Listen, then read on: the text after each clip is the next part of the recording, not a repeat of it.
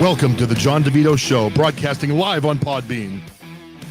We can also be found on all major podcasting platforms, including Pandora, iHeartRadio, Spotify, and Apple Podcasts.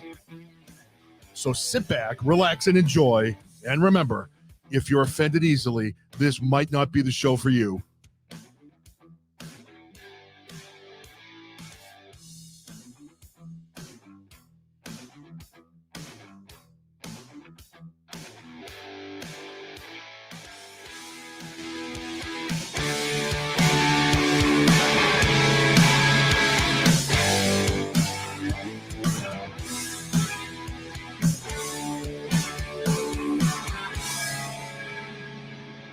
Here's your host, John DeVito.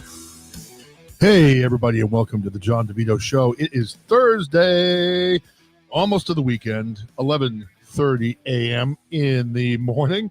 So, of course, a.m. is the morning, so I don't know if I need to clarify that. But it's kind of a rainy, dreary day here in Massachusetts, and I'm taking a little lunch break while I work. And, pretty nice week so far, but today's just one of those rainy, cloudy, kind of crappy days, but I'm trying to sit back, chill, do some work, and then do a little break here during lunch and have a podcast. So hopefully everyone's doing well. For me, we're super busy right now. Baseball season's in full swing right now with our kids, no pun intended. And big weekend for my youngest, Brandon DeVito, hit his first home run out of the park this past weekend. So if you're a kid that's played baseball or softball or any of those sports, that's one of those big moments in your life. So it was funny. I actually missed the home run, unfortunately. I was at my other son's game. Welcome to everybody coming in. Eric, Jess, Moonfeather, PBG, thank you for coming into the show. If you could all share my live, I would greatly appreciate it. And if you're new into my show, please give me a follow. But I missed the home run. So Brandon came up to the plate, and apparently he hit a pretty good shot to center field. The ball literally hit the top of the fence and bounced over. So you can't come much closer than that. But he literally, had the ball hit the top of the fence. It hit like the yellow covering and bounced over for his first career home run. So he was thrilled, as you can imagine. And as parents, we were really happy for him. Then last night, he had his first Little League game. This is his last year of Little League. And he came into a tough situation. He's a little bit more of a pitcher than my older son, Ethan. So he came into the game last night, bases loaded in the fifth inning. Now they play 6 innings. There was 1 out, bases loaded, no way to put anybody. He ended up striking out 5 batters in a row to end the game and get the save. So we were really proud for him. A lot of time he ends up living in his oldest sibling's shadows, including his brother's shadow. So we were really excited that he hit the home run and that was able to strike out 5 batters in the game last night. So hopefully everyone is doing well. And before I get into kind of the middle of what I want to talk about today in the show, is I wanted to kind of address something that the old man had said in, I think it was an Instagram message. And it was really something that I happened to see this message, and it really kind of hit home with me. And I wanted to just kind of mention that message. And it really is true. He was asking people why they are so angry. And, I started to think about that quite a bit. And it really is true. Why is America so angry? Why are people so angry? Why are people fighting all the time and at each other's show? So Eric, I see that you saw that as well. It was really a good little video. And he was talking about how, the powers that be in this country, whether it's television media, politicians, entertainers, whoever it may be, they have us all fighting. They have us all angry, and they have us all upset. And we are living our lives, a lot of us anyway, as very angry people, where we wake up every morning and we're letting, the TV stations, the news media outlets kind of pull our strings. We're like little puppets on the strings, and we're living a very angry life.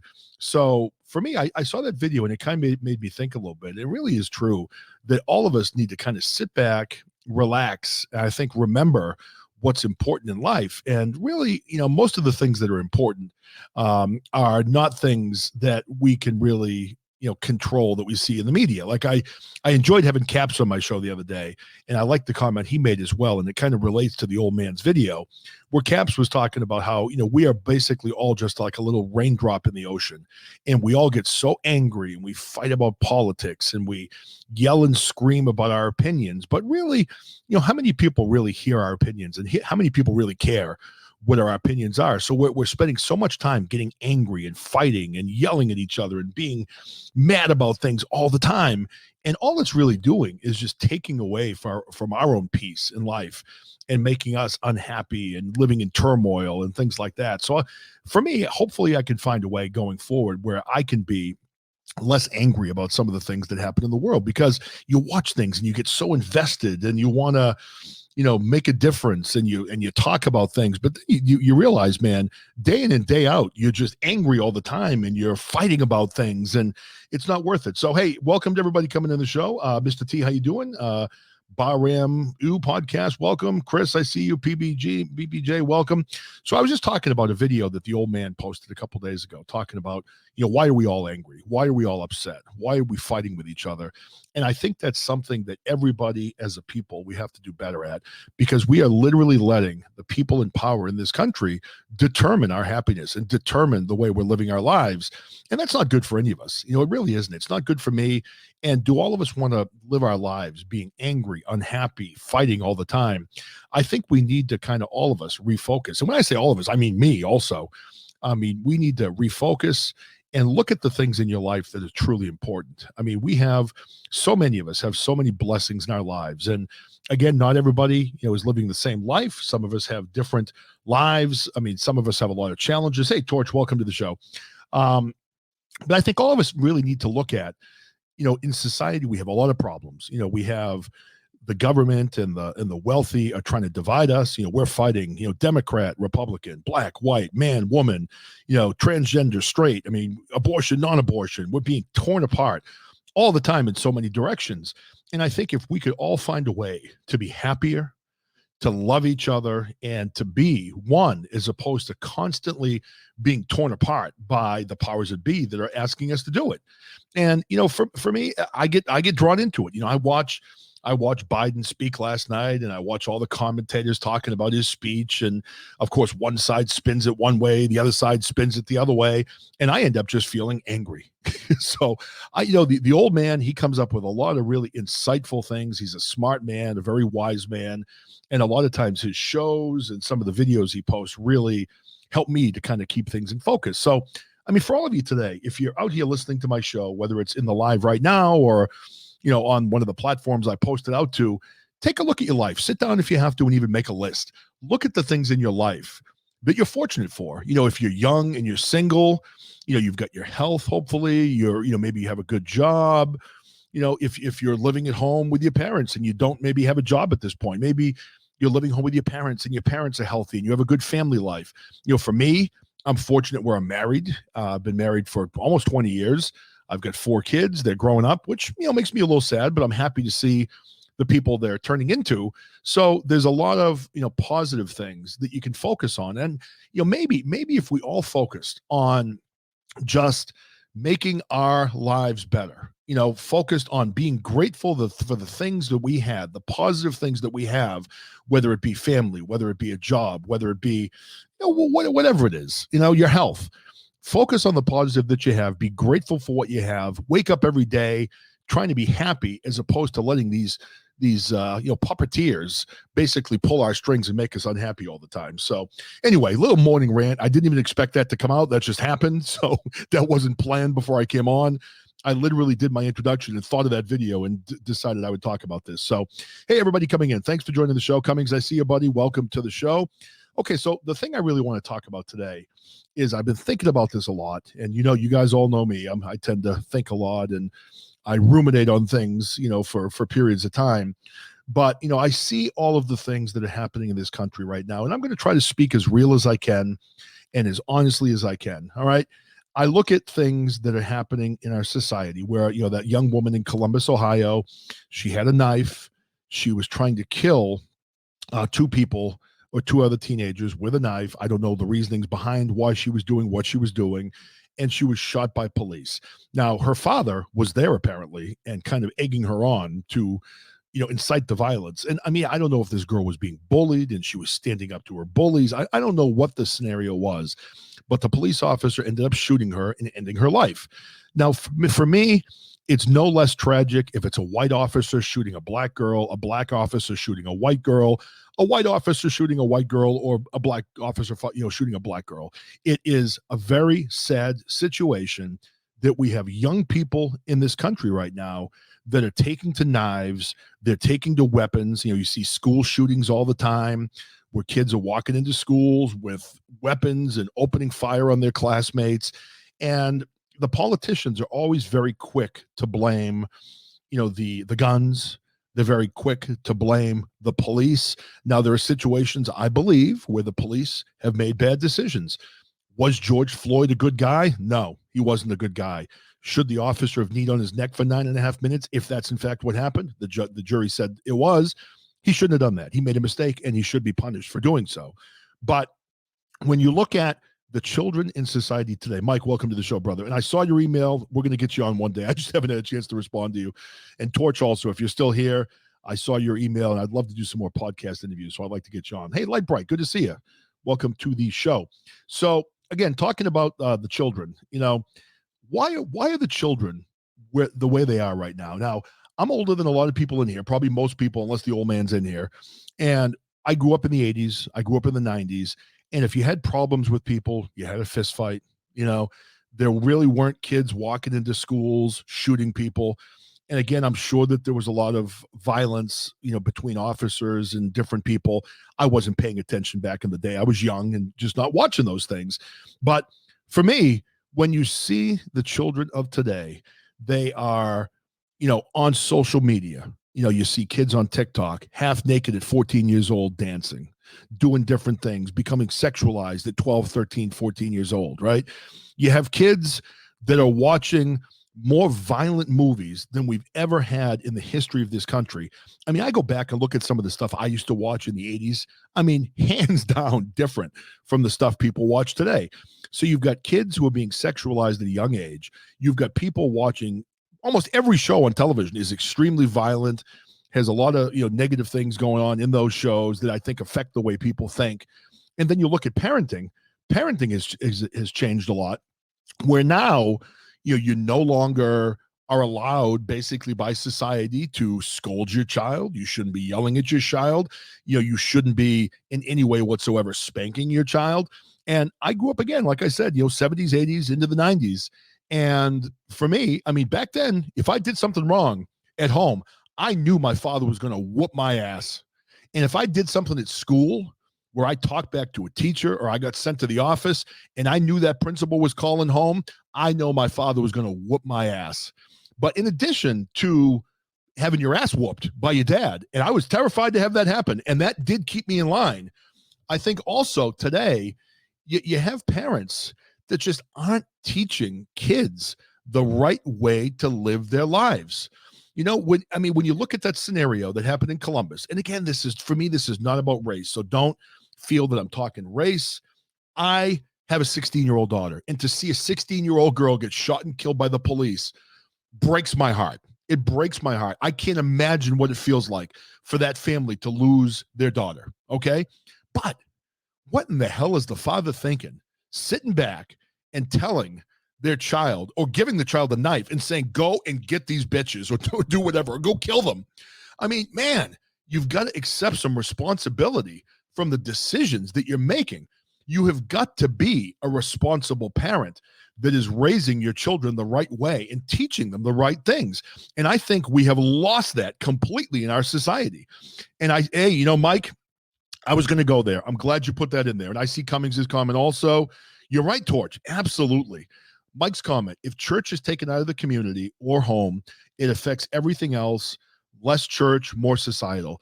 And I agree with that. Now, I've said this before, I am not a huge church-going guy. I was at one point in my life. I grew up a Catholic. I went to a Catholic high school. As you all know, you've heard me talk about it. I saw some things happen in my Catholic high school that were very traumatic to me. It didn't happen to me, but I witnessed it. And for me, with everything that happened in the Catholic Church, with one of the things I witnessed and all the different abuses that happened, it makes it very difficult for me to go into that church and be a supporter after the cover-up and all the negative things that happen to children. But I am still a very spiritual person. I'm a spiritual person that believes in God. I believe in trying to live a good life. I try my best to do the right things. Am I always successful? Hell no. I make a lot of mistakes like everybody in here. I make mistakes. I screw up. I'm far from perfect. My wife would tell you, give her an hour and she'll tell you all the things I'm not perfect with. And she's right. She's right. But, dude, Cummings, you got it there. That is one thing parents are doing right now is you see parents, the new way of raising your kids is to let your kid get on TikTok, film half-naked videos, let your boys play Xbox 12 hours a day. Mom and dad is sitting on their phones, looking at Facebook. Parents aren't interacting. They're not talking to their kids, and they're almost afraid to discipline their kids at all anymore. I mean, we need to get back to a place in society where all families, all parents are properly teaching their children the right way to act in society. Father Brian, how you doing, brother? So that's one thing I think we're missing. I mean, I think we are missing parents doing the right thing in society. We're missing it. And again, am I guilty of it sometimes? Yes. Yes, I am. Yes, I am. But we're in a society today where if you discipline your child, I mean, if you have a parent that spanks their child now when they're doing something wrong, DCF is called on them. They're being investigated. You can't do that anymore, right? You can't do it anymore. And that's one of the problems where we're trying to be positive. Give every child a timeout. Hey, Lady Me, how you doing? Give every child a timeout. Tell them he's special. Every time they win, give them a trophy. Positive self-esteem all the time. That is not entirely what children need. They need to know when you're wrong, you made a mistake and you can't act that way. Now, that young girl in Columbus who was shot by police, again, terrible, terrible, terrible circumstance. The girl lost her life. The father was encouraging her to do what she did. The police officer had to shoot a young girl. I'm sure when he woke up in the morning, he didn't go to work saying, today I'm going to kill a 16-year-old girl. I am sure that has changed his life for the rest of his life. If I was that police officer and I had to shoot a child, that would never leave me. That would never leave me. That would haunt me until the day I died. So this is a situation where if people had made better decisions. Now, again, I don't know what this girl's situation was. Maybe she was being bullied. Maybe, these girls were horrible to her and she was at the end of her rope and this is what she felt she had to do in order to make things right. I don't know. I think that happens a lot in school shootings where you see kids over and over again who have been bullied, made to feel insignificant, made to feel like they don't matter. And even sometimes more than even saying mean things to the kids, people ignore them like they don't exist. And there's nothing more hurtful than that. So eventually, if you're a 15-year-old kid or a 14-year-old boy or a 16-year-old boy or whatever, and you don't ever envision a scenario where life is going to improve, where life is going to get better, your life is always going to be this way where you're going to feel like a nothing. People are going to be mean to you. They're going to rip you. They're going to, bully you for your entire life. Eventually, you get to a point in your life where you say, okay, life's never going to be better. I'm going to take matters into my own hands. I'm going to get a gun. I'm going to walk into a school and I'm going to make these people pay for the way they've treated me. And again, these things could be avoided. As parents, we are no longer teaching kindness. It's all about me, me, me. Get on TikTok, get 1 million followers by the time you're 20. For me, our family does it. Play travel sports. You're going to play in the MLB. You're going to play in the NBA. You're going to play in the NFL. It's me, me, me, me, me. Gain, do good things for yourself and forget about the people that maybe don't have all the gifts that you have in your life. And, and that's another thing coming. So I'm going to open up the phone lines in a second. I'm ranting for a second here, ranting more than I thought I would. But, hey, when it starts flowing, you just let it go. So Cummings' comment, they don't let kids fight anymore. If the kid smacks the kid who's bullying them, they're in trouble. I've told this story before. My son gets a little mad at me, but I've got to tell it very quickly. There was a fight when my third child, who's my second son out of 3, got into a fight in school back in 6th grade. It was with one of his best friends. They got into a fight. Now my son is white. One of his best friends is African American. They were in gym class. They were playing rough and they ended up getting into it. And my son's friend punched him a couple of times. And my son's a tough kid. He plays football. He wrestles. So my son hit him once, kind of slowed him down, and then wrestled him to the ground and held him down the whole time saying, James, we don't want to do this, buddy. We're friends. So they get in one of those things where, boys will be boys. They get into fights, whatever. So both of the boys got suspended from school. And I remember going into the office and speaking to the principal. And I disagreed completely with my son being suspended because he was basically sticking up for himself. And even though it was a good friend, I mean, the other boy hit my son a few times. And what was my son supposed to do? Was he supposed to run away crying? Was he supposed to fall down to the ground? Was he supposed to run to a teacher? He hit the kid once, held him down to the ground, and that was the end of it.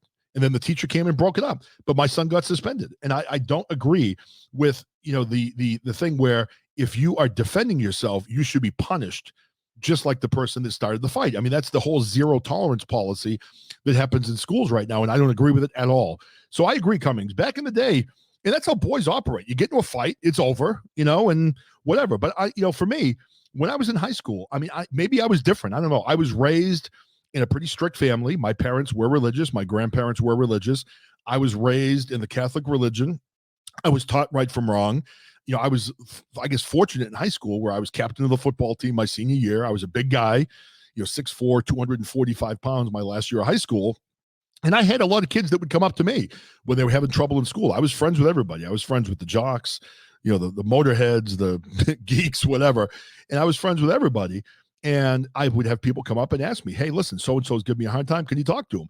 And I'd go and, talk to him and say, listen, this kid's a friend of mine. Leave him alone. Stop being a dick. Don't bully the kid. Leave him alone. And I don't know if you see that anymore where people are actually standing up for other people as much. So I don't know. I have a lot of concern about the way we are raising our children in this country. I think we need more discipline. I think Mike from Tampa Bay is correct, where we maybe need a little bit more spiritual guidance in this country, because I saw Torch mention also that, church is man-made. Those are my words exactly. I agree with you completely. Churches are man-made. And if you look at if you research like the Gnostic Gospels and things like that, I mean, there are terms in there. These were not put in the Bible, but they were terms directly from supposedly the word of Jesus that was, talking about split a piece of wood, I am there. Turn over a stone and you will find me. So basically the whole Gnostic gospel, which was based on the word of Jesus, was talking about you don't have to be in a man-made building to worship God. And that's kind of how I live my life. I am a God. I don't like God fearing. I love God. I love the life he's been giving me. I try to celebrate the positive things that I have. I'm trying to do things to make a positive, significant difference in the lives of others. But, again, do I have my bad days? Hell yes. Am I perfect? Far from it. Far from it. But none of us are. But I think we all have to strive to be better, So if anybody wants to call in, Eric, I know you're there. Torch, anybody, feel free to call in. Here's Eric coming in. And I'd like to talk a little bit about what some of you feel about what's happening in this country right now. I mean, again, do we have race problems? Of course we do. We've had race problems for the entirety of this country, the entire history of this country. And of course it makes sense because, I mean, you look at the history of what's gone on in this country. But I think as a people, and we need to find a way to pull together. I mean, for me, there's no hate in my heart. Good people are good people. I don't care what shape, color, size, sexuality you come in. It doesn't matter to me. Good people are good people, period. So Eric and Torch, I see you guys are both in. Eric, how you doing, man? How you feeling? I'm doing good today. And then even Father Brian even wrote one of his most recent comments that seems to me we let everything else raise our kids, like bullshit institutions like religion and public indoctrination. Oh, I mean public education in general, left or right. It's all indoctrination. It is. Which we don't deny that. And I've got that video from like Old Man that he posted on Instagram and TikTok that I'll Good let video. people take a listen to. Are you going to play that? Yeah, play it. That was awesome. Yeah. Do that. That'd be great. Hi, I'm the Old Man from the Old Man's Podcast Show with Dina, Joe, and Eric. You can find us on Podbeam and Spotify. Let me ask you a question. Why are you angry? Why are you so angry? What has happened that makes you so angry? Are you really angry about stuff, or are you only angry because someone told you to be angry? The media tells you to be angry, you're angry. News tells you to be angry, you're angry. Politicians tell you to be angry, you're angry. Why? Why are you letting people manipulate you and tell you that you need to be angry? Think about it. Stop being so angry. Stop being manipulated. manipulated. Think about it. Yeah, You know, that's the end. But no, I mean, right on the mark. I saw that, and I can't remember what I was doing, but I was on my phone. I saw that video, and I was like, man, he's right on. He's so right. Yeah. I let it affect me. I see these things, and they personally affect me, and I get angry, and it affects the way I am in my job. It affects the way I am with my family, with my kids. I'm angry, and I don't want to be angry all the time. I don't want to be angry, you know? So I appreciated the old man for sharing that. He's a wise guy, and I know that all of you guys listen to his show. But for those of you that don't, if you're out there listening to my downloads, check out Chit Chat with the Old Man on Podbean. You can find it on the different podcasting platforms. Great show. Yeah. And speaking of great shows, I was able to tune in to Torch the other day. That was the first time I was in his show. Talk about a kick-ass show. I really enjoyed. I appreciate you, brother. I appreciate you, sir. You were great. Thank you. So how long have you been on Podbean for? I've been on Podbean, shoot, I think it's 2 months now. 2 months. Nice. Yeah, 2 months because I just paid the bill again. And I'm loving it, man. I'm loving the engagement. I have to say, my mom used to have a saying that what someone else eats does not make you shit. Yeah. So hearing that soundbite, you know, I think the old man, which he had a great show earlier. I love listening to his show. Oh, yes. It's spot on, man. It's like, you know, what are people so damn angry for, and why are we letting a lot of these political agendas push us to be so damn angry, and angry at each other, which is the worst of all. Like, at some point, you know, people really have to pull their heads out of their asses and stop being so against each other, man. And it's over the most mundane and trivial crap in the world. And I'm like, enough's enough. Like, get over yourself, love each other, and move forward. Absolutely. I mean, that's one of the things. And you talked about, you know, the politicians, the political stuff. I mean, that's what they're doing. It is textbook Sun Tzu, The Art of War, divide and conquer. Yep. And they are dividing us, and they have conquered us. They are kicking our ass, and the whole time they're stealing our money. Yep. You know, they're stealing our money. And go ahead, Eric. And they're also determined to keep people like us complacent and and thinking everything is fine, when we all know that as a society that couldn't be further from the truth. And then even the old man has admitted in the past that that he wasn't always proud of the mistakes he made, but over time he learned, you know, to be a better person. Oh, I mean, of course. I mean, that's one thing as you get older. Now, Torch, I don't know how old you are. I'm kind of an old man myself. 44. I'm 44. You're in my ballpark. I'm 53. Okay. And, I mean, I'm sure you'd say the same thing. I've learned a lot over the years. Oh, yeah. I am not the same person now that I was when I was 23 years old. You know, I'm a different person. I'm a lot wiser than I was. I still have a long ways to go about learning about life. You know, I'm working on it. As you know, I mean, every day it's a process Yes, to get sir. better. But yeah, I mean, the things that old man said were right on the mark. And as a people, you know, we need to be smarter. We need to be smarter than the way we're all being played. You know, let me ask you, Torch. I mean, what do you think is the problem right now with the way children are in society today? Because again, maybe I'm just an old man and it's always been this way, but to me, it just seems worse now as the way children are living their lives. They're being forced to be grown up at the age of like 11 and 12, you know? So what do you see as the problem?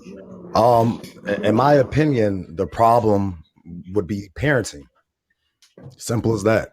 I mean, you mentioned it earlier, you know, it's like the way that you would get disciplined back in the day. You know, I remember the neighbor could whoop my ass. Oh, yeah. You know, I remember, I never forget the story. I forged my mom's signature on a, on a detention slip because I was talking too much in class. Go figure. I mean, I have a podcast now. And I'll never forget, man, I took the, cause back in the day they had, you know, your American Express and other credit cards. You know how they had that big ass, machine where you had to like use the, it kind of sound like that. That big machine. Yep. And so I remember taking that, whatever that carbon paper would be, where it would trace the imprint from the credit card numbers onto the receipt so they can mail it in, blah, blah, blah.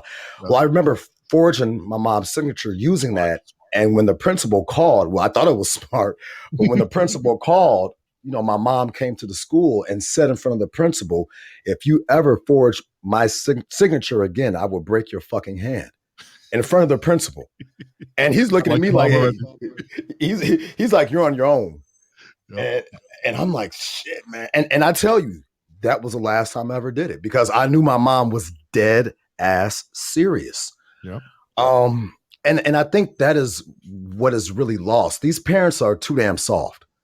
Yeah. Kids can cuss out their parents. Shut the fuck up, mom. Sit the fuck down. It's ridiculous. And if we don't, they're basically condoning their kids behaving badly, right? And then they want to be like they're afraid of them. And I mean, if you're so afraid of your own kids, why are you condoning them disrespecting their elders and getting in trouble? That would, that we would be right to say to those parents, well, you're just as bad as your kids because you're making them that way.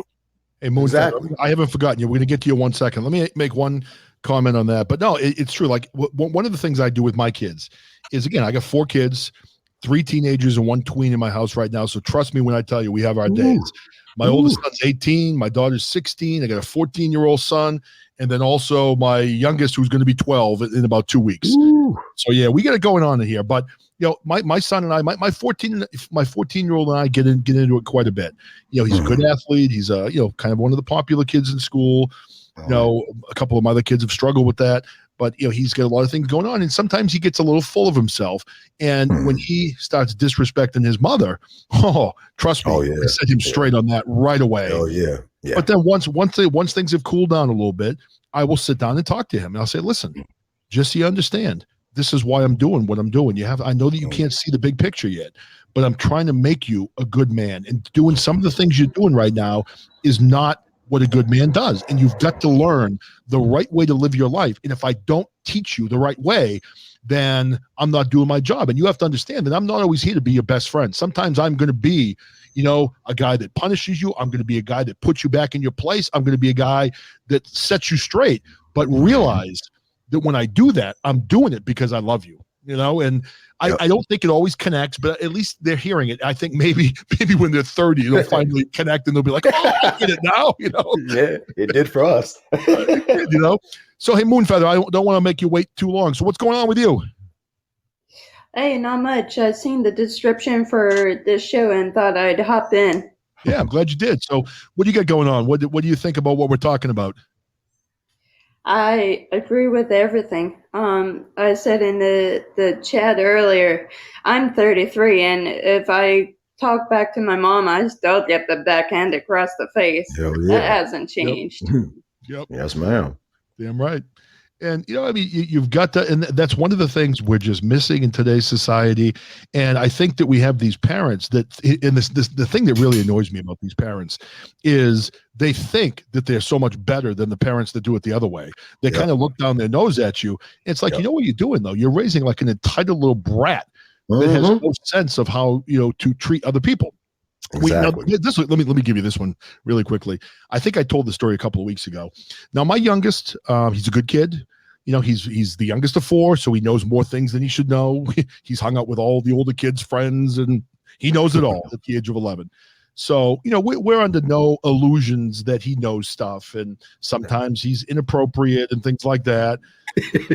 So, it is what it is. So, we got a phone call. My wife got a phone call from someone, I don't know, probably like a month ago. My son was up at the playground. Our neighborhood's right on the edge of the playground, so they can go up there, and it's close to our house. So apparently there was a little bit of a situation with some kids in the playground. They said that my son was saying a certain thing, and the mother called my wife and was doing the woman thing. Men fight differently. Women, they have that passive aggressive thing where they call and start insulting you with a smile in their voice, if you know what I mean. Oh, yeah. It's like, listen, my son told me what happened. He told me that this is in fact what happened, that your son was actually saying those words, and my son's other buddy was there, and he confirmed everything, and we got the sense they were telling the truth. So my wife said to the woman point blank, listen, I'm under no illusions that my son makes mistakes. And I'm just here to tell you that your son was the one that was saying these words. A couple other kids are backing that up. This woman's just like, oh, no. My son would never use that word. He would never say that. He doesn't even know what that word is. And my wife's like, well, I got some news for you. He knows what the word is and he knows how to use it. So you might want to check in on him to make sure, what he knows and what he doesn't. So last night, at the beginning of my show, I was talking about my son's Little League baseball game. This kid was with another kid, and they were in the playground playing with my son. So my son comes up to the plate last night, facing one of these kids. Second pitch, hits my son right in the back. Boom, nailed him. And I didn't even know what happened until later in the game. I'm up in the stands, and my son comes up afterwards. He's like, did you see that kid hit me? I'm like, yeah. He's like, that was one of the kids in the playground. I'm like, oh, that little bastard. He came up, huh? Cheap shot. Yeah. So that kid came up in the last inning, and my son didn't hit him, but he struck him out to end the game. So he got the best of it. Yeah, he did. But, this parent was one of those parents that, my children would never, positive stuff all the time, and it's like, what? That doesn't work. It doesn't work. You got to discipline your kids. So now, Moonfeather, do you have any kids? I do not yet, but I can guarantee you when I do, I'm going to raise them just about as close to the way Mom raised me. Yeah. It's not a bad thing. Hey, you're same as me. I got married at 33, and we didn't have our first kid till I'm 35. So I get 4 kids now. So you got plenty of time. You can have 4 or 5. Who knows how many? So you made up for time, brother. Yeah, one every 2 years. I remember having the conversation with my wife. I get married to her, and I'm like, all right, listen, I'm kind of old. I don't want to be 75 years old when my kids are graduating high school. So we got to get this done. So it was every 2 years we had a kid. I love it, man. Shit. Damn, you should be the poster child for Exactly. It's done. So how about you, George? Do you have kids? My daughter, she will be 21 this August. Nice. I talk about my baby girl a lot on my podcast. She's a prankster like me. She doesn't take shit like me. I was born and raised in Chicago, man. So you really understood a whole different dynamic of respect, kind of like New York, Philadelphia, some of these bigger cities. And one of the comments, and I want to kind of keep it on tangent, but yeah, my daughter will be 21. But one of the comments from I believe his name is Ba Ram regarding peaceful parenting. If you go to Chicago, you'll see that peaceful parenting really doesn't work when you have a 9-year young child who has access to handguns. Yeah. Chicago's a big trouble, and that now I keep. Yeah, man. I love Chicago. I work for a company based in Chicago. Used to go all the time, and Chicago's a great city. It's a beautiful city. It is. It's like a combination of New York City and Boston. It really is. It's a beautiful city. But it certainly had its trouble with gun violence over the last many years. And you have to listen. You have to discipline these kids because they don't understand. Now, look, I'm not for beating. I mean, like all out beating. No, but a good, a good little pop on the mouth, a good little pop on the backside. Yep. It doesn't hurt, man. I think it teaches repercussion. Because look, man, I've done it all from gangbanging to selling drugs to being arrested. And believe me, in the back of my mind, each time I've been arrested, which was 3 times in life, I would always hear my mom in the back of my mind, may she rest in comfort, but telling me, what the fuck are you doing? I'd have beat your ass. That type of fear still lingers when you make decisions as an adult, because you had that type of repercussion, that type of discipline upon you. It makes a difference. Ram, I see your comment. If you want to call into the show. I'd love to hear your opinion. You have a different opinion, I'd like to hear it. Yeah. So if you want to call in, we're not gonna jump on you. Get someone else calling here. I like that approach. I mean, believe me, I love that approach. I'm that way with my daughter because my mom used to be verbally abusive more so than the physical abuse. And the words hurt me way more. So I've taken a different approach. Yeah, I got to tell the people in here now. Baram, you made that comment, and not looking to discredit you, but I'll tell you where I'm coming from. Now, for me, I grew up in a home where, and all of you, the guys that come in here regularly, you know this. My father was an abusive guy, emotionally, physically, in a lot of different ways. I'm not that guy. I'm a guy that believes in discipline. I believe in raising my kids. They work, they do the right things. Are my kids perfect? Hell no. But I don't believe my kids are violent. And one of the things that probably helped a little bit is my oldest son has autism. So my kids have always been kind of in that mindset where they kind of have to protect people that are weaker than them, because that's always been their brother that they've had to help out. But and when I talk about hitting you kids, just like Torch said, it's not like beating the shit out of you kids all the time. For me, I think I've only hit my kids maybe even like a couple of times. But once they know that possibility is there, generally you only have to give them that warning to let them know. Like I remember my father. I don't even think he probably hit me as many times as I think he did. But eventually it got to be when he reached for that belt, I knew shut the fuck up. Or the look, or the fucking look. Just the look. He'd start unbuckling that belt and you hear that noise and you'd be like, oh shit. You knew. Seriously, man. You just knew.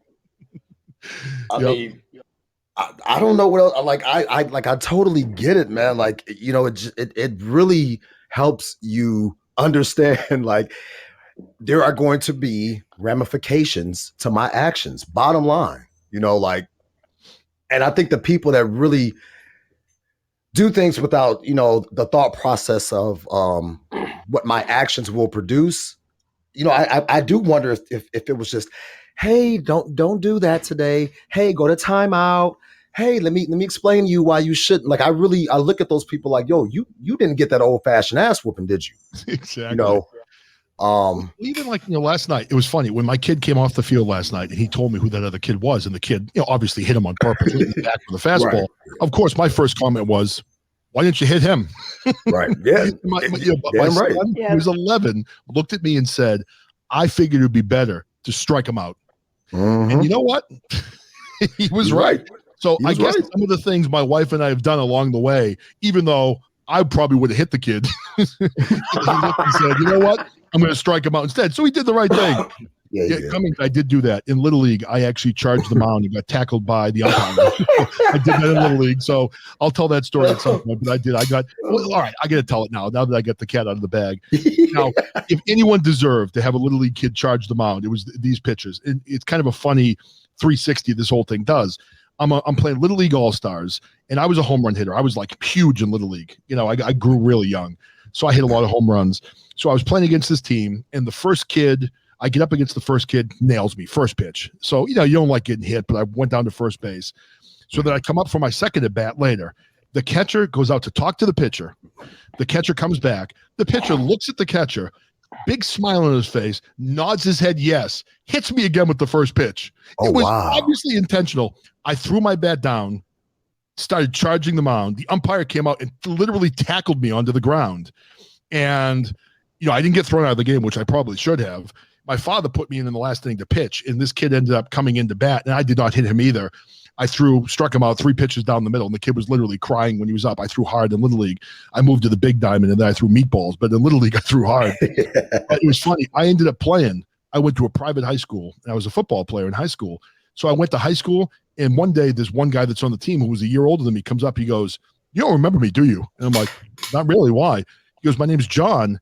I was the kid that hit you in that Little League All-Star game. And I'm like, you did it on purpose. You didn't you? He goes, hell yeah, we did. So he and I became good friends in high school. We were buddies. Hell yeah. But man, I charged him out. I went after him in Little League. So not the right way to do it, I guess. So, oh, man. So, tell me a little bit more about yourself. And I want to hear about Moonfeather also. I want to hear a little bit more about you. So, Torch, you were talking about Chicago. So it sounds like you grew up, rough area. You grew up, you had some things going on earlier in your life. How did you turn things around? Well, to be candid, I actually, my family is pretty affluent. So I won't lie and say I grew up in a rough area. Kell Park turned rough. Definitely made bad decisions. I pride myself on being a thuggish nerd, so I love school. I love anything that has to do with ethics. I just hung with the wrong crowd, fell in love with making fast money. It happens. I will say, when my mom had her restaurant at the age of 12, I'll never forget, she sat me down at the kitchen table and taught me how to fucking be her full cycle accounting clerk. And I'm over here balancing, well, I hated that shit then, but I'm balancing, you know, the receipts from transactions throughout the day. And I think just falling in love with that money I'm counting kind of turned me on to wanting to make my own money. Well, you see that money coming in, you're like, shit, you know, yeah, the money coming in here. Yeah, you know, I'm like, fuck, man. And so, you know, my mom would have me working at her restaurant. I hated it. Fast forward to high school, about the age of 16, my little brother is about to be born. My mom waited a long fucking time. My parents got divorced when I was 5. Okay. So my little brother's about to be born. My mom has to slow down working at her restaurant. So I wanted to sell drugs, but I didn't know who to get it from at that point in time. So I went to the convenience store, bought myself a pack of Topps papers and some Lipton green tea, rolled them shits up as joints, and then started selling them at school, lying to people, saying, yo, I got some back then it was chronic. So I'm like, you know, I got some chronic weed, some fire ass shit, man, you know, blah, blah, blah.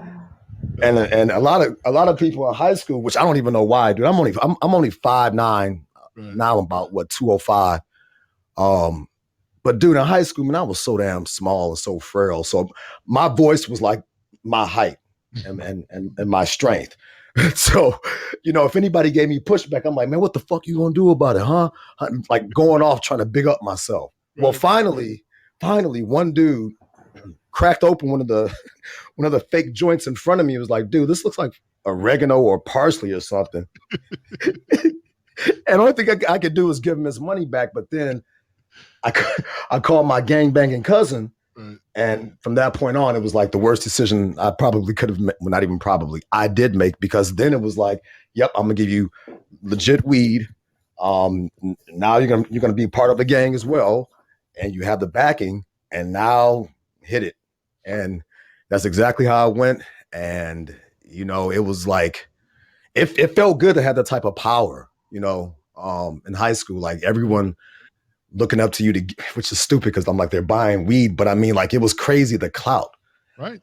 Wanted to go away to Alabama State for football as a running back. Nice. But my mom was like, hell no, because all you're gonna do is go there and sell weed. And I'm looking at her like, what if I make the NFL? Like, you never know. That broke my heart because I'm like, well, damn. And then back to the bad decisions. Wanted to go to the military, went and joined the Army at 19, tried to join the Army at 19, but I passed the physical and everything, except for I failed the drug test for, guess what? Weed. So of course my family is looking at me like the black sheep because military family. However, I feel like God had a better plan, because when I tried to enlist, it was right around, if I'm not mistaken, Desert Storm. Okay. If I'm not mistaken. Right. And I definitely was going to be on the ground because I was supposed to go to Fort Bragg. So I was going to be infantry. So I think to now, man, and I'm like, you know, along the way, a lot of these, because I don't want to drag the story out. Oh, it's okay. A lot of the hiccups, but most importantly, me getting shot in my back on March 23rd, 2003, as a result of gang banging. I mean, it was a Latin King, and we were 2 cars apart. He's at the stoplight. I'm at the stoplight, and he throws down my gang sign. I throw down his gang sign. I didn't have my gun on me that day, which in Chicago is kind of like the biggest no-no. Yeah. But I mean, this man reached across the passenger and shot and aired my car out with all 10 shots and hit me twice in my back. I still have a bullet lodged. I guess this is I don't know if it's my trap, like between my like shoulder and neck, right side of my neck. And I just, you're talking gangs. So, I mean, for me, I guess I've always lived in the suburbs of New Hampshire, suburbs of Massachusetts. My wife actually lived in the inner city of Boston, Charlestown, right outside of Boston, Mighty Bulger land. So kind of a tough crowd there. But you always think of like gangs as being kind of the kids that grow up in underserved communities, rough areas. You came from an affluent family and you still ended up in a gang, right? Man. Because in Chicago and maybe other cities are like this, if you don't have that type of backing, man, you're more susceptible to being, I'll just say it, fucked up by so many gangs because you don't have any backing. You're considered a neutron. So at that point, like, you have no backing. If you don't join a gang, like you're out there on your own, so to speak. So a lot of innocent kids, it's like that's their only hope is to join a gang as far as protection. But then if you have a great parenting core, though my parents were divorced, school was extremely important. Having bad grades was unacceptable. So, though I was a little badass by night, during day, here I am making sure I'm focusing in school and trying to make girls laugh because I was always a class clown and, doing things like that. But like I said, when I got shot, man, that really opened my eyes to understanding like, I have a mission. Like I was created for a very definitive purpose. And from that point on, I realized like my old man who is no longer alive either. My parents passed away very young, 46 and 51. Sorry. Appreciate you. But like my old man, he had this gift to really touch the lives of young people and help them see a better path. And so I learned that through all my experiences in life that I've gone through, I like to use that to help these kids not do the same things that I did, including my daughter, because my daughter tried to, quote unquote, start throwing up gang signs. And I'm like, the old man got shot because of gang banging. And it feels good, man. I've had 3 kids write me letters stating that my transparency, me being open and honest, me talking about how I was arrested by U.S. Customs on a cruise ship regarding drugs, because whenever I did shit, I did it to the max. Yep. I realized, you have a testimony that at first I used to be ashamed to tell. But when I got my podcast on April 19th, 2020, I started my podcast. And man, it just felt so freaking good to be able to tell with such transparency, things about my life and get it off of my chest. It just felt great. And no one could tell me not to do it because it was on my own platform. Well, that's why your show is good. Your show is good because you're real. And that's one of the things I liked right away is I came in, I was just listening, and some shows I pop in and out of, other ones I come in and stay. And your show, I stayed in for quite a while listening, and you're real. You tell the story. I love the whole panel that you had on. Everyone was talking real, and I really liked it. So again, for the people in here that haven't been to Torch's show yet, check it out. It's a great show. You'll really like it. I'm sure a lot of you have already been in, but for those of you that haven't, check it out. So I see Bar Ram. We're going to get to you in a second, Moonfeather, so hang in there. In regards to Victor's comment, I would like to ask, is your daughter only not upsetting because of the threat of violence? And then once that threat is gone, as she gets older, the more of a chance she gets upset with you rather than teaching her why being bad is not a good decision. So I'm not sure if that made sense, but it's down in the chat. If you can Is that to me? Yeah, I think so. Because me and Mr. A, him and I are real cool with each other. I'm trying to find it. That came from Bob Ram. It's the last comment. Yeah, Mr. A. Well, Mr. A and I used to be cool, but he's always talking shit about me, so I'm kind of.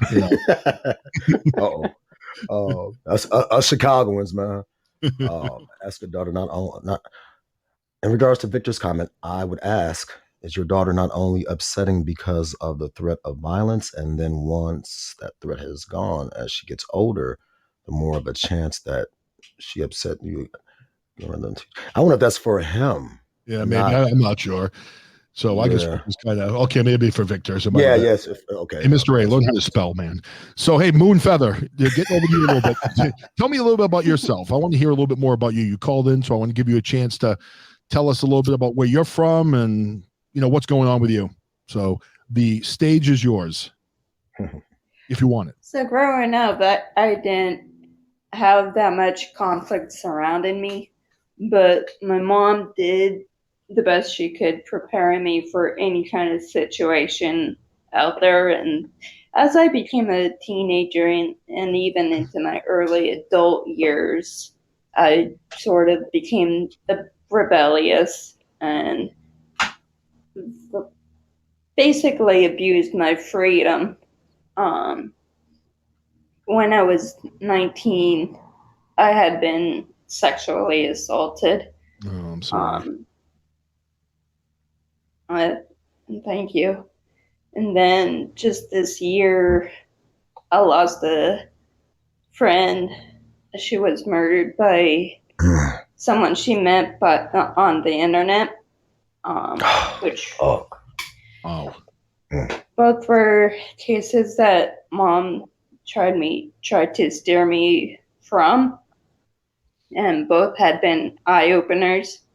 And she and I were just talking about this, and I've said it to other people before. I wish I had listened to my mom. But going forward, I am trying to do better, listening to her advice. Well, it's hard when you're a kid because I think you were very typical of any other kid, that kids don't want to listen to their parents. They get to a certain point in their life where they feel that they know more than their parents, and they don't realize their parents have a lot more life experience than they have. So what you did was something that most kids would do. So you were just being typical. And I'm sorry that, bad things happened to you, because I've got friends and family that bad things have happened to also. And, it's very unfortunate that things happen to you, but it seems like you found a way to, get moving in the right direction. You seem like you're an empowered, woman, and you seem like you're doing really well in getting past some of the negative things and fighting past those, because I know a lot of those things that happen to you can have like a long lasting effect in your life. Have you talked to anybody about any of those things that have happened, like a professional at all? Because I think sometimes that helps if you can actually talk to someone that can really help you put things in perspective. I haven't, but just recently, I don't know if you saw in the chat that I heard you mention that your son was autistic. Yes. I myself am autistic, and I live in an apartment building with other special needs people, and my friend that had been murdered was also special needs. So I reached out to someone saying, hey, maybe we should put together like a safety training for special needs so we know how to interact online, offline, out in the community with first responders.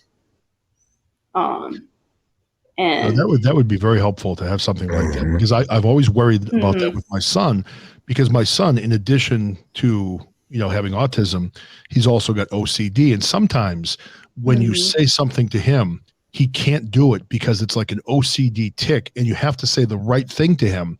And if you don't say the right thing to him, he literally can't comply.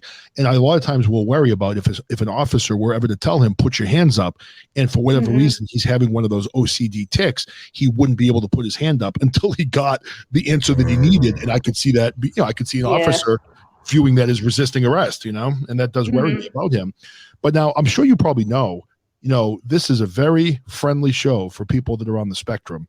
I'm sure you probably know Eric as well, is on the autism spectrum, my son as well. And I was very active in my community. I was one of the CPAC co-chairs in my school district, where we advocated for kids that had different types of special needs, not just autism. But, I'll tell you, the things with my son, he has amazed me every step of the way, where everything he says he's going to do, he does it.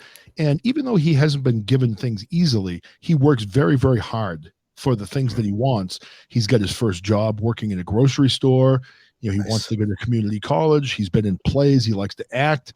And I'll tell you, I would put him up against anybody as far as his memory. Now, I'm not sure if you have any gifts like that, Moonfeather, but he remembers every movie star's birthday, the day they were born, where they were born, city. I mean, he remembers everything.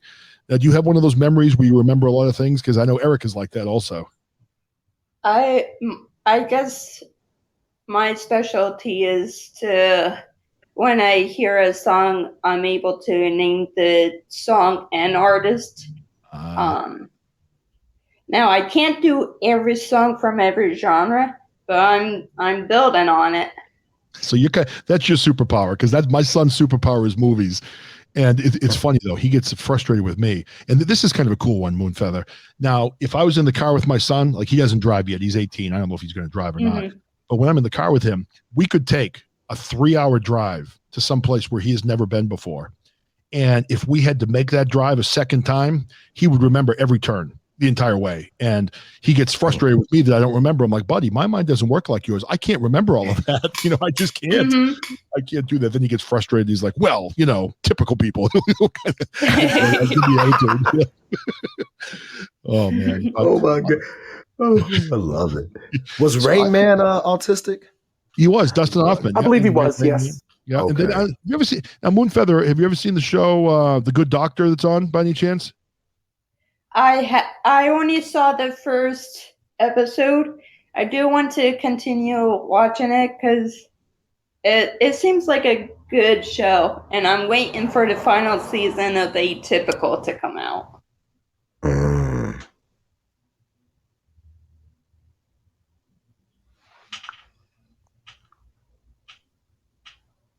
All right. With us, and I know that must be a very difficult thing for you to talk about, things that have happened to you in your life. Now, what are you doing? What are you doing right now? You live in a building. Now, do you work, or what do you do with your free time? I just mainly chill around the apartment. I do rely on SSI. But I do want to get to a point where I don't have to. So, you know what though? See, I want to make my feeling clear on this to you, because my son gets it as well. He just started. He's 18 years old now. And, my show a lot of times is about me being, conservative, about me having very conservative values. For me, nice. I think people like you and my son and Eric and people that need help should get every penny of the help they need and more. What frustrates me in society is there are a lot of people that take advantage of the system when they don't need the help. And if you're a mother of 3 or 4 and you're working and you're single and you can't make ends meet, help her out. Help her out. I think we need to have a society, number one, where we're helping people that have mental health problems, because there's no help for those people. We're helping people that have challenges in their lives. Get help to the people that need it, but you got to cut off people that are taking advantage of it, whether that be, people that are on welfare or people that are getting corporate welfare. There are too many people that are taking advantage of our system and taking money out of your hands. I mean, I see what my son makes on Social Security. It's not very much. He can't even get an apartment for the amount of money that he makes.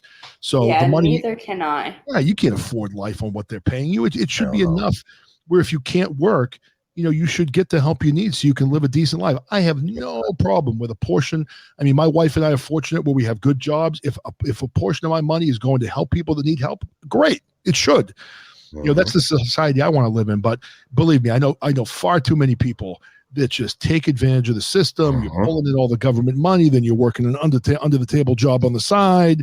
And there's so many different ways you can defraud these systems. But then people like you, Eric, and my son aren't getting what they need, which is really frustrating. So I don't know. But hey, you live in the building with other people with special needs. Have you developed some friendships there? They're like my second family. That's great. That's cool. Nice. You got more friends here, just so hopefully you'll come back in. You're always welcome to come into the show, and we're here as your friends as well. So hopefully you remember that. You come back in, and feel free to call in anytime you like.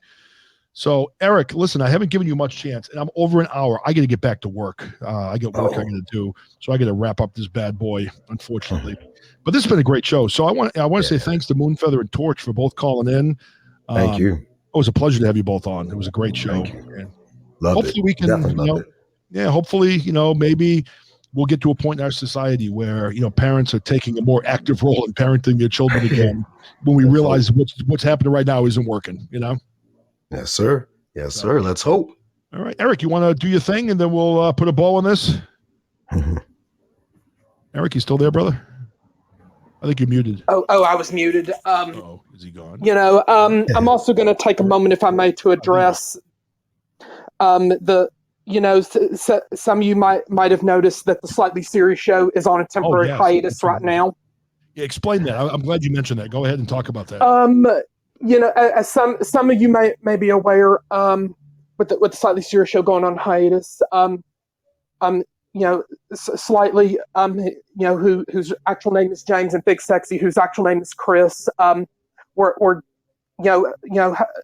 a very close family friend who lives in Hawaii who sadly passed away Tuesday evening from a massive heart attack believed to have been caused by like the COVID vaccine. And I think both of them are taking this death quite hard, because this gentleman in question, his name is David, was basically like a father figure to them, and then even Torch had mentioned something about like his dad or a relative of his having the ability to really connect and resonate with people.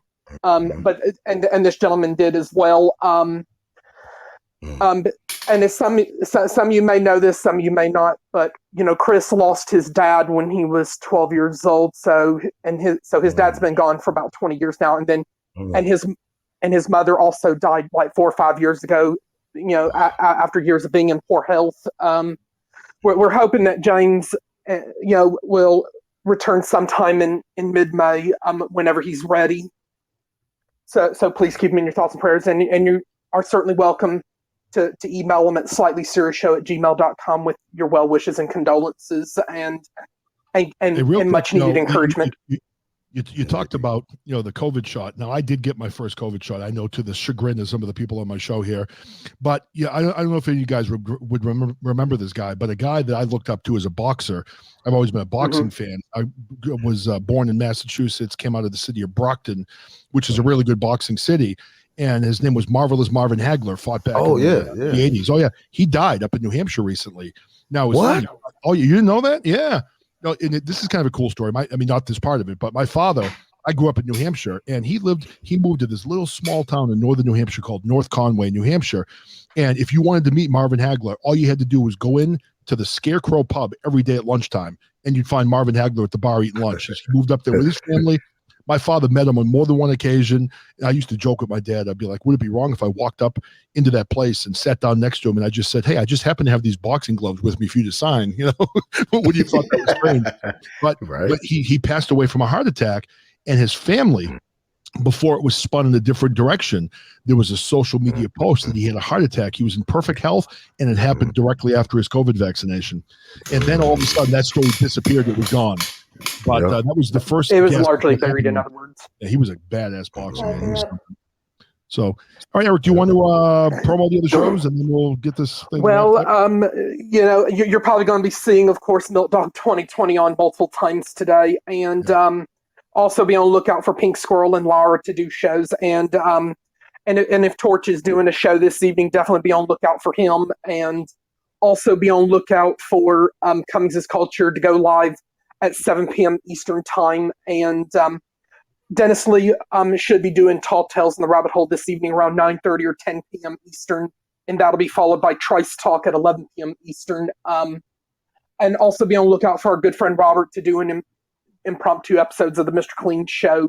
And be on the lookout for Lady Me to do her A Day in the Life of Me podcast. And then be on the lookout also for Freedom Warrior to do his Freedom Fighter podcast, and Ralph from the Ralph William podcast. And tomorrow at 10 a.m. Eastern, it is the 1-year anniversary episode of the Old Man's Podcast with Dina, Joe, and Eric's Chit Chat with the Old Man, and his Friday night music show at 11 p.m. Eastern. And also be on the lookout over the weekend for names like Chris Unplugged and The Turfy Show and Lyrical Laxatives, the It's Doomsday podcast, Mysteries of the Paranormal, and a few other great podcast friends. Did you mention Torch? In the meantime,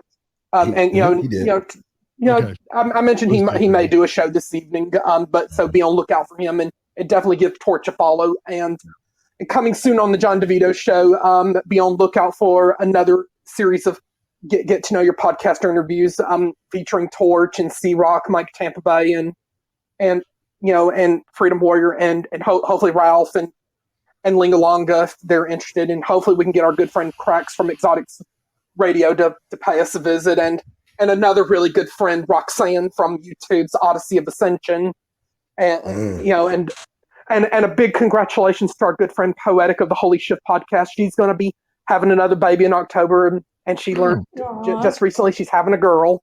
Nice. And the most recent update me and Jeremy have gotten on Pertwee and Honeybee is, but both of them are recovering from their COVID dilemma. Right? Pertwee seems to be doing fine, but Honeybee was hit really hard with it, but she's still on like forced air or the BiPAP in the hospital. She hasn't had to go on the ventilator, and hopefully she continues the progress.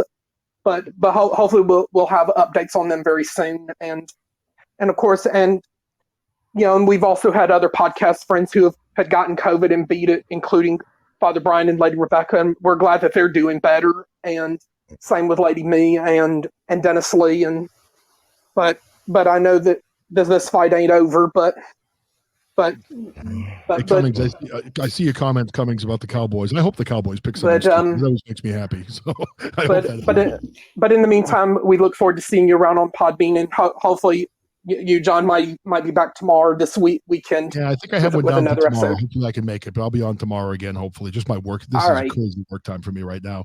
Hey, Cummings, I want to mention one thing to you. I've been seeing your TikTok videos. Yes, I'm again suspended on TikTok. I was on a live with Jen Psaki, and I was making rude comments, and I got the notice from TikTok, you are now suspended for 3 weeks from using any commenting features. I was calling her Raggedy Ann and all these different things, and the next thing you know, I'm suspended. So I get suspended all the time. I can't keep my mouth shut, so it is what it is. It is what it is, right? Yeah, All right, everybody. Hey, thank you for coming on. Torch, was a pleasure. Moonfeather, love you. God bless you, everybody. To all you people in my chat, I love you all, and please come back. So I appreciate all of you. Thank you. Take care. Thank you. Positive vibrations. Everyone have a great day. Oh, I love this music. My new rock music. Here we go. Nice. Thank you, Torch. Thank you, Moonfeather. Thank you, Cummings. Thank you, Mr. A and Mr. T and Jess. Thank you, Nida and Lady Me and many other friends for coming in today. We appreciate you. See you next time.